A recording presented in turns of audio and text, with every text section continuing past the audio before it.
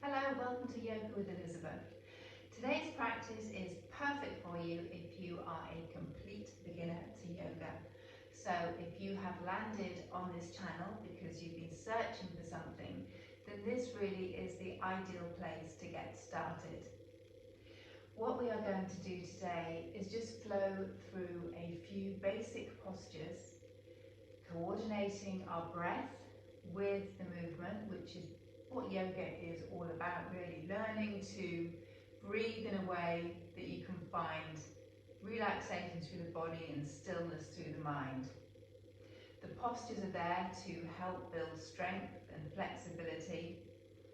And what I intend to do is have this as the first of a series of 3 classes. And in each of these classes, the sequence will remain the same, but I'll add onto it week on week, only a little bit. And by keeping the sequence the same, hopefully you will gain some confidence in your practice and some familiarity with the poses as well. So when you're ready, you don't need a lot of space, and even if you haven't got a mat, it's not terribly important at this stage. A mat is handy if you find yourself slipping and sliding, and it also gives you this area where you know that you are containing your practice. It's almost like your own little secure island, I always feel sometimes. That sounds a bit mad, doesn't it? But anyway, we are going to start seated. Now, I am sat on a rolled up blanket today. This can be very comfortable if you find you are quite tight in your hips and your knees. It elevates you, allowing your knees to drop down a little bit.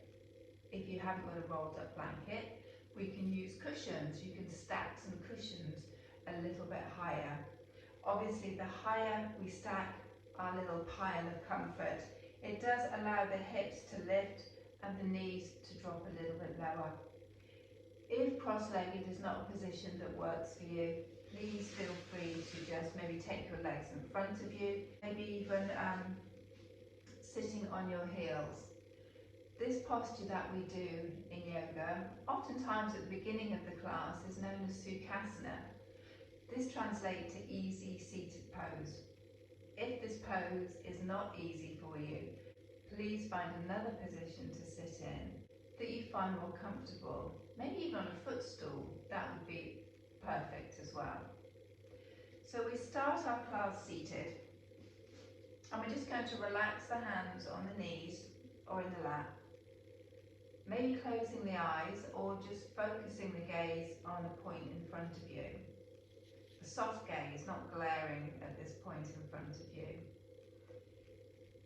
In yoga, we draw the breath in and out through the nose. And we try and keep this breath as even as we can, the inhale matching the exhale.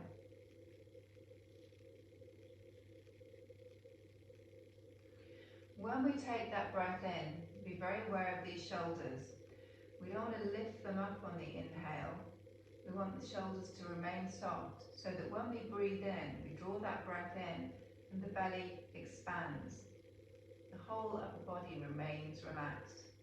And then as we exhale, the belly deflates. Again, there's no movement across the shoulders. You can visualize a balloon, your belly being like a balloon, and as you breathe in, the air inflates, and then as you exhale, the balloon, the belly, deflates.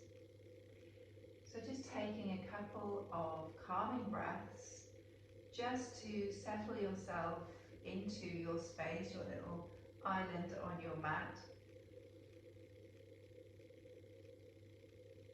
Breathing in, belly inflates. Breathing out, belly deflates.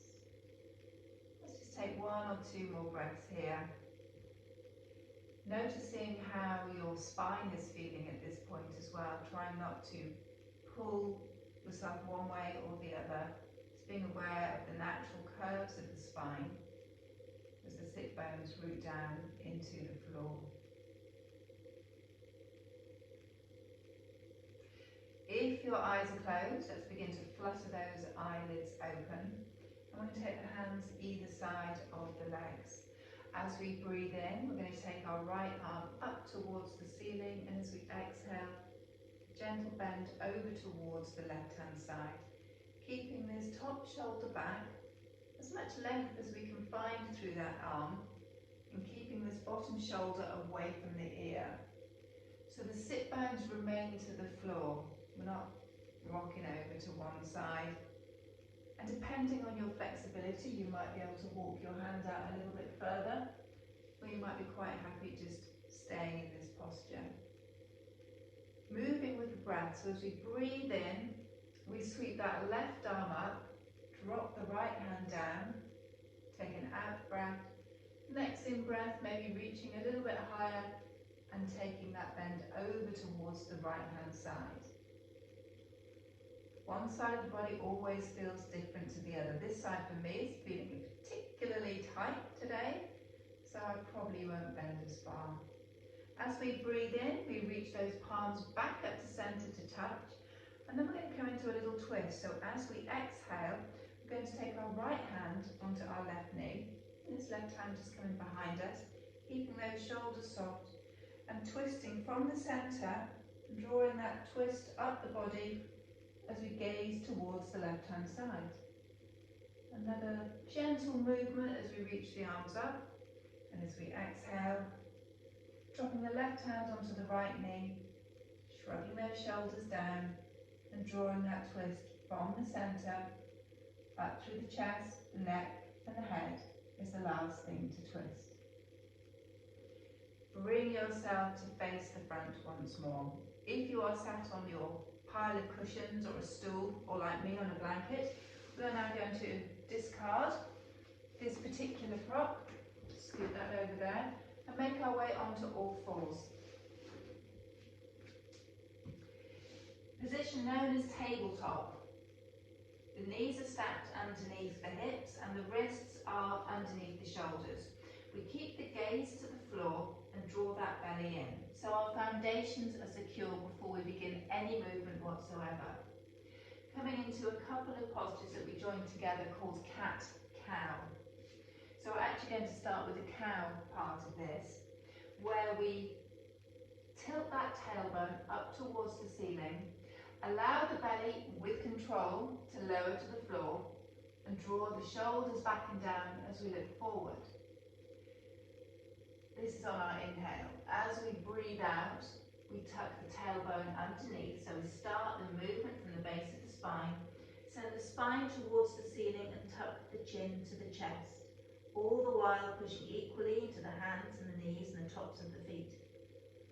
As we breathe in, we reverse that movement. The tailbone lifts, the belly drops a little, we draw the shoulders back and down, and we lift the gaze. As we breathe out, reversing that movement, starting from the base of the spine, rounding through the back and tucking the chin to the chest. And we can do this as many times as we want to, just bringing some mobility into our spine. I always like to think of it as a little bit of a WD-40 for the vertebrae, a little bit of oiling between each part of the spine, bringing some movement into our bodies in a very gentle way. Returning to our tabletop position, again keeping some control through that center part of the body, pulling that belly button in. We're going to take the bottom back towards the heels now in a pose called child's pose, walking the hands in front and just dipping the head towards the floor. Now, again, I understand that this is a posture that is not often available to everyone. The knees are bent, and it's sometimes quite difficult or uncomfortable to have this position with the legs. This is where our little friend, the blanket or the cushion, comes back in. If we take that blanket and we put it on the back of the legs, and we push the bottom back, obviously we're not going to go as far, but we're still getting that roundness through the spine. We can walk the hands out in front of us, so we're getting a stretch down through the sides of the body. So just because the shape you are making may not be the same as the shape I'm making, and I tell you what, the shape I'm making is absolutely nothing like the shapes that I see on other YouTube yoga videos as well, and I understand how disconcerting and disheartening this can be. So please, please, please always know that there are options, and we can change things up and make things as easy as possible for ourselves. Yoga is not supposed to be a competition. It's about finding the pose that works for you, and the way we do it, we can always change it up. So after that little waffle, and we are back in our variation of child's pose, be we relatively seated or completely flat to the floor. From our child's pose, we're going to bring ourselves forward once more onto all fours, coming into a pose that is very familiar when we talk about yoga, downward facing dog. Tuck the toes underneath you, little gentle bend in the elbows, and then push the hips up and back into our downward dog. So you're in a triangle shape, upside down. No, not upside down. Well, you're upside down, but your triangle isn't, if that makes sense. Now, downward dog.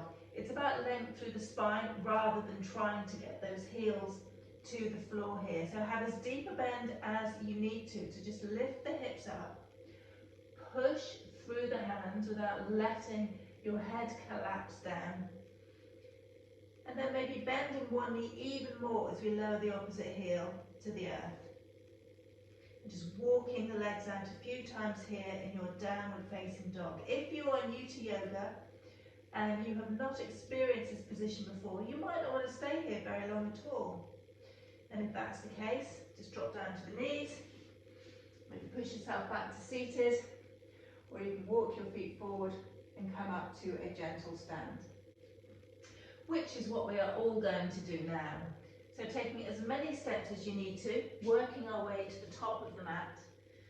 We're going to keep our feet about a hip distance apart, keep that bend in the knees, hold on to the opposite elbow, and just have a little sway about in our ragdoll pose. Another fantastic posture, using gravity to stretch down through the spine here. And then when you're ready, very slowly, deep bend in those knees, roll yourself up to standing, with your neck and your head the last thing to lift. We're going to come and face the long edge of our mat now. I'm going to come into a pose called Tadasana, mountain pose. Roll your shoulders back and down, have your palms face forward, control through your core so you're pulling your belly in, feeling the weight even between your right foot and your left foot here, maybe even closing the eyes once more just to feel where you carry your weight with your body. It might be a little bit heavier on the left side or the right. You might find you tip forward into your toes or back into your heels. So just lifting your toes, giving them a little wiggle, maybe coming up onto your toes and stretching through the soles of your feet, and find your center of balance in your mountain pose. Open your eyes, then we're going to come into a posture, a balanced posture, which everyone always goes, "Ugh," when I teach it in class. Tree pose, bringing our weight firmly into our right foot. So plant that right foot firmly to the floor. This left foot, we can keep the toes to the mat and the heel to the ankle. We can take this foot to the calf, pushing the foot against the leg and the leg against the foot. It really does help with stability. Or you may have the flexibility to take the foot to the inner thigh. Now what we do want to avoid is this knee joint. The foot seems to gravitate there because it's a very, very comfortable place to rest your foot, but it's going to put pressure on that joint, so we really don't want to do that. So taking your foot to a position that you feel comfortable in. If your foot is on your thigh or on your calf, we push foot against leg and leg against foot, and it really does help with your stability. I promise you, even though I'm wobbling around like all sorts at the moment. If you can, bring your hands to your heart. There is absolutely no shame in holding on to something as well. If that helps, please use a wall or a chair or a mantelpiece, whatever you have to hand, just to find that balance, just to help you with your balance. The other thing that helps with balance is the breath. If you just allow your inhale and your exhale to flow as naturally as possible, it does actually help. If you hold your breath, you seem to be holding yourself in more of a tight shape, and it does tend to put you off your stride a little bit. So this is our tree pose. Very calming, very peaceful pose once we've found that balance. So let's turn that left knee forward and then drop it down towards the floor. Give that right ankle a little bit of a shake in case it's feeling slightly tight, and we'll move on to the opposite side. So our left foot becomes our standing foot. Now just because we did one thing on the other side does not mean to say we have to do it exactly the same on the other. So if you're feeling tighter on this side, then you might want to take the foot into another place. So toes, heel on the floor, foot to calf, avoiding that super comfortable knee joint, foot to inner thigh. And if the foot is on the calf, the inner thigh, push one against the other. Again, really does help with the breath. Just bring the hands to the heart, try and keep those shoulders soft, and let that breath flow. You breathe in through the nose, expanding through the belly. You breathe out through the nose, belly button returns towards the spine. Just staying here for a couple of breaths, really standing tall, not dipping into that hip at all. And coming out of this pose, always turn that knee forward and drop the foot to the floor. Really helps protect the joints, which is what we want to do at all times. We are going to take a wide step on our mat now. Just turning our toes out to the corners of our mat. As wide as you want to go, it doesn't have to be that wide, you can heel toe in a little bit if you want to. And we're going to bring our arms up to shoulder height. So relaxing the shoulders, reaching the fingertips to either side. From here, we're going to come into a couple of postures. Warrior number 2, warrior 2, and triangle pose. And if you want the full Sanskrit, we have Virabhadrasana 2, warrior 2, and Trikonasana, which is our triangle. Warrior 2 to begin with. We're going to turn our right foot to face the long edge of the mat, and our left foot to face the top of the mat. Bend into our left knee. Now you might want to walk that back foot back a little bit here. So we have a bend in this left knee. It doesn't have to be too deep, just a gentle bend if you want to. What we don't want to do is lean forward. We want this body to come straight down towards the earth. And at the same time, if we can, push into that back foot as much as we're pushing into the front. And with our shoulders soft, we just turn our gaze towards the fingers of our right hand. This is your warrior pose. It's a really strong posture. You can feel the strength building in your legs. It's a bit of an effort to keep your arms out to the side, so you're working your arm muscles as well, which over time will increase the definition in your arms, which is what we all want, isn't it? So from our warrior, we're going to move into triangle, into our Trikonasana. We're going to straighten this front leg now. I always make the distance between my feet a little bit shorter when I come into triangle. Keeping our legs straight and finding length through both sides of the body, we reach forward. Imagine you're trying to grab a hold of something. And then from here, we just rotate over. You might not rotate over very far. You can see my left hand is just on the inside of this left leg. You might find that you have a little bit more movement and you might be able to take the hand further down. Don't worry about reaching a destination, reaching the floor here. Think more about openness through the chest, extending upwards with your top arm. Now, this neck can be a bit sore if we're looking up towards the ceiling. So maybe keep that gaze to the floor. Maybe look forward, and only if it feels okay, turn the gaze towards the fingers of that top hand. Coming out of this posture, bend into your front knee. So we push through that front knee and come back up to standing, bringing the arms back up to shoulder height. If they're really hurting, obviously have a rest, pause the video, have a little rest. Otherwise, keeping the arms where they are, all we are going to do is pivot on our feet So we are facing the back of the mat. So we now have our right leg in front, our left leg behind, and we find that bend in our right knee. So we're in our warrior two. Something that I didn't mention on the other side is our knee, our bent knee. It might want to drift in towards that big toe. If we can, keep it out towards the small toe. You're working your muscles of your legs, really pushing into that back foot as well as the front foot. We're not leaning forward, not yet. We're not coming into triangle just yet. And we're trying to keep our breath smooth and steady. Let's straighten that front leg now. And again, I'm just going to heel toe my back foot in just a smidge.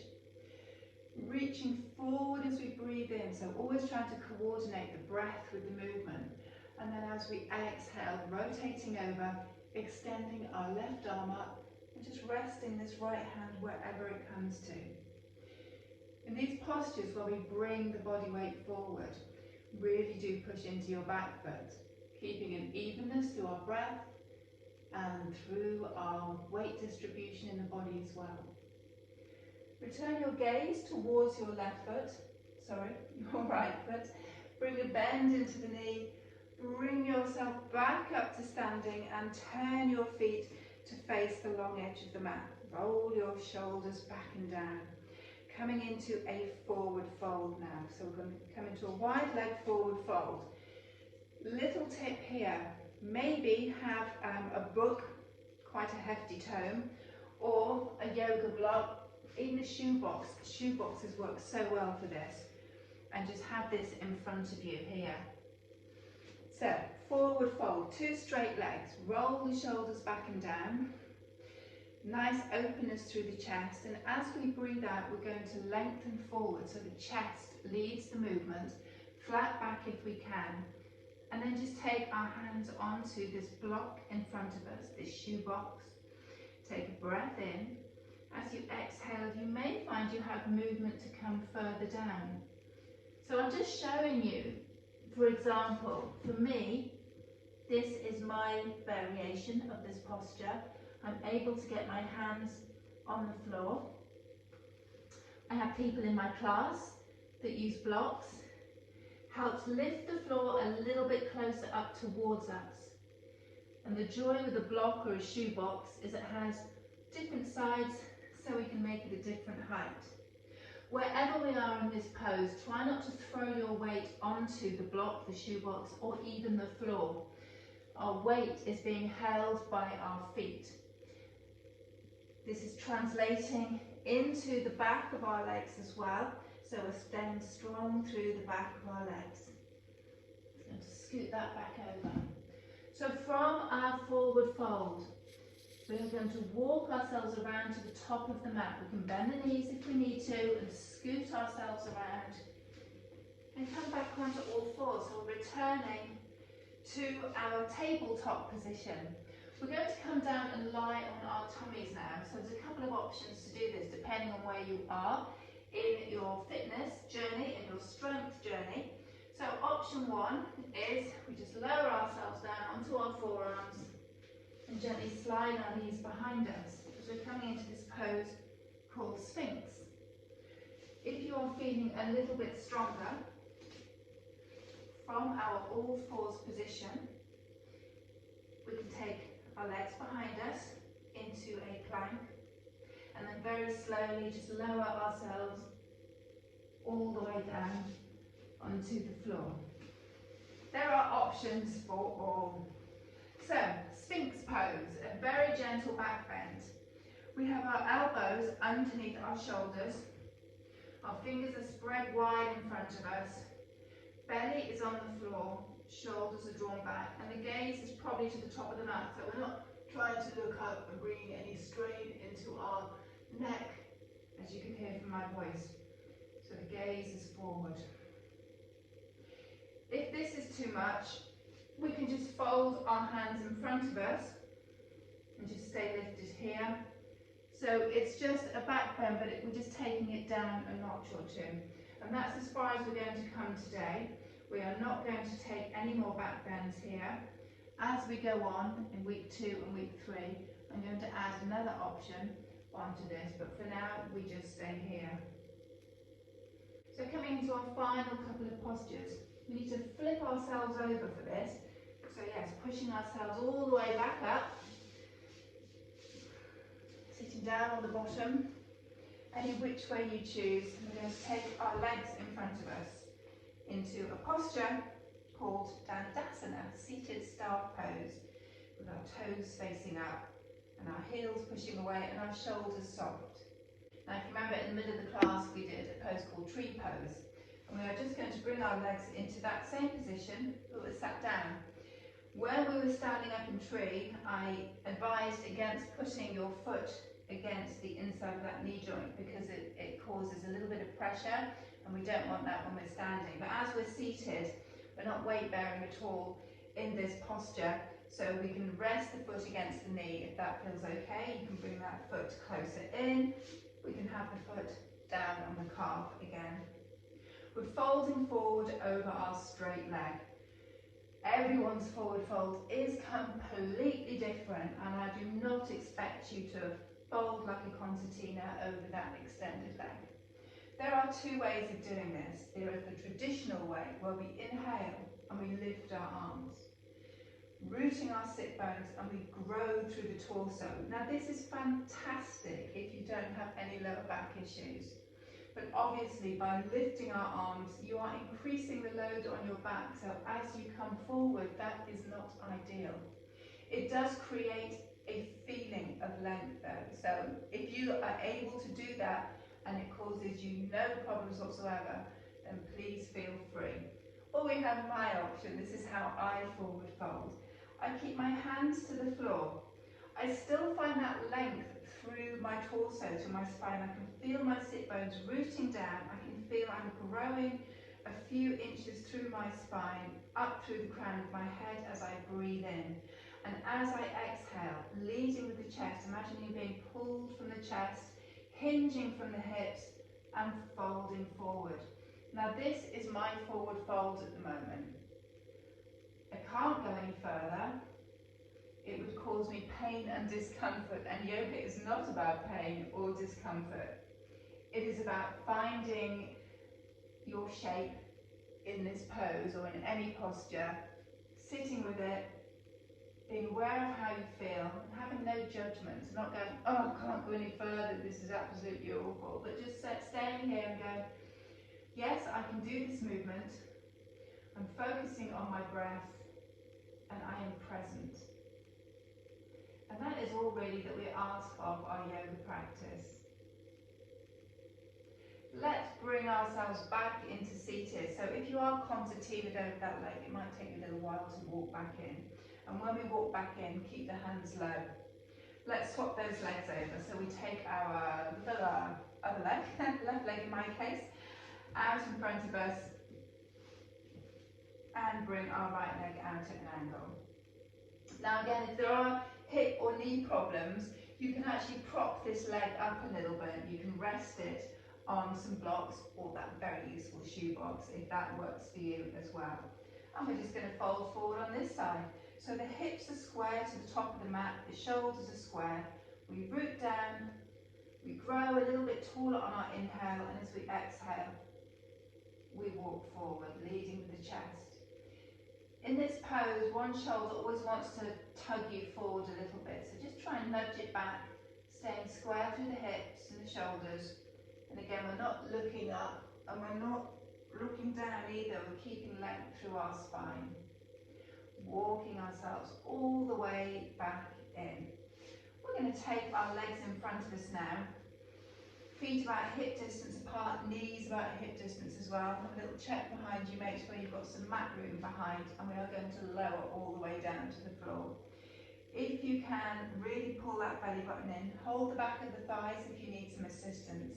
We're going to round the spine, so we're not going to come down with a flat back, but just rounding the spine, rolling it down all the way to the floor, as slowly and as controlled as we can, just resting the head on the mat. We're going to keep the knees bent now for just one final little twist before we finish in our relaxation position. If we touch the knees together and touch the inside of the feet, the ankles together, we're going to drop both legs over towards the left hand side. Maybe resting my hands on the belly here, or even taking them wide or up behind the head in this gentle twist. And again, if it's too much for those legs to drop all the way over, we can place some cushions underneath so they only come a little way, so we're supported. Inhale, let's bring the legs back together. And then as we exhale, taking them over towards the opposite side. I have a handy wall here now to just rest my knees against. We inhale, we pull that belly button in, so we're utilising our core a little bit to draw those knees back to centre. And we're going to finish our class in a relaxation posture called Savasana. 2 variations for Savasana. In fact, you know what? Savasana, I think there are limitless variations for. Traditionally, we lie long on the mat, just taking those feet probably mat distance apart. The ankles are soft, the feet fall out to the side, the arms are alongside us with the palms facing up. If this is comfortable for you to do so, take this posture. For me, it hurts my back tremendously, so I always bring my feet in, take my feet mat distance, and allow my knees to drop in. I feel supported under my back. One leg is resting against the other, so there aren't any limbs just hanging around in midair. And for me, this is a comfortable position to lie in stillness. And that is what Savasana is all about, taking a minute, 5 minutes, 10 minutes at the end of your class to maybe close your eyes, reconnect with that breath, that inhale and the belly inflating and the exhale, and the belly button sinking back towards the spine. However, if your body is not comfortable, then your mind is going to be agitated, so you do need to find a posture that works for you. And that might even be sitting up or even sitting on a chair. So wherever you are, let's just focus on our breath, just for 5 breaths at the end of the class. You can stay here longer if you wish, if you have time. Otherwise, take that nice deep breath in through the nose, maybe for a count of 3 or 4, and then as you breathe out through the nose for the same count. Repeating that 4 more times, taking the equal breath in and the equal breath out. And feel free to stay in your Savasana for as long as you find comfortable. It's always a good way to end your class, just by finding the softness and the stillness with your eyes closed, connecting with your breath, and just knowing that even for a minute or 2, you are in a place where you don't have to do anything, you don't have to be anywhere, you're just taking this time for yourself. So after you've taken those 5 inhales, 5 exhales, stay down on the mat if you want to, or join me in a seated posture. I really hope you enjoyed that introduction to yoga. We really did only scratch the surface, a couple of standing postures, a couple of seated postures. But the main thing is to find that familiarity and that confidence with your yoga and with the breath and moving in and out of postures with the breathing. So as I said at the beginning of the class, I'm aiming to do 2 more classes in this little sequence. The postures will remain the same, in the same order, and I'll just add a tiny little bit extra each time. There'll be less explanation next time as well. So if you want to revisit this video a few more times before I release the other videos, and that will probably be a really good idea, just as I said, to get that familiarity, to get really confident with what you are doing. Thank you so much for joining me, and if you did enjoy this video, please do subscribe, press the like button, and do feel free to drop me a comment. I'm always interested to read what you have to say to me. So thank you so much, and see you on the mat again soon.